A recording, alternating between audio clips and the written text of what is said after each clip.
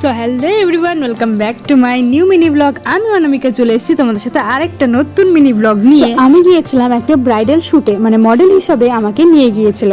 তো তাড়াতাড়ি স্নান করে রেডি হয়ে কিন্তু আমি বাড়ি থেকে বেরিয়ে পড়ি। শামুকতলা থেকে আমি আর এই মেকআপ আর্টিস্ট চলে যাই কিন্তু শামুকতলা রোডে।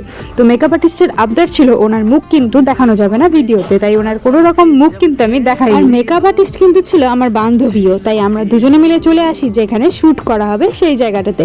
এসে দেখি এখানে আরো অনেকেই পৌঁছে গেছে, অনেকেই কিন্তু এখানে পুরো প্রফেশনাল মডেল ছিল। আর ওখানকার কারোরই কিন্তু আমি সেভাবে মুখ দেখাতে পারবো না, কারণ তাদের কাছ থেকে আমি কোনো রকম ভিডিও করার কিন্তু পারমিশন নেইনি। তো এরপরে জুই আমাকে একদম শাড়ি পরিয়ে কিন্তু মেকআপটা করিয়ে দিল। আর মেকআপ আর্টিস্টের নাম হচ্ছে কিন্তু জুই।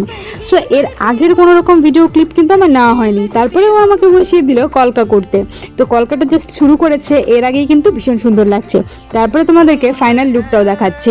এই দেখো, এটা হচ্ছে কলকাটার ফাইনাল লুক, ভীষণই সুন্দর হয়েছে। আমার কিন্তু ভীষণ পছন্দ হয়েছে কলকাটা। তারপরে কিন্তু আমরা একবারে দুপুরের খাওয়া দাওয়াটা করে নিই। আর খাওয়া দাওয়ার পর ও কিন্তু পুরো গয়নাগাটি পরিয়ে আমাকে পুরোপুরি রেডি করিয়ে দেয়। আর এটা হচ্ছে আমার ফাইনাল লুক। কেমন হয়েছে তোমরা কিন্তু অবশ্যই কমেন্ট করে জানাবে।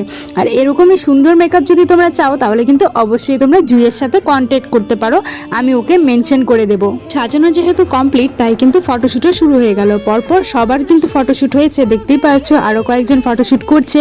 এরপরে কিন্তু আমার ফটোশ্যুট হবে।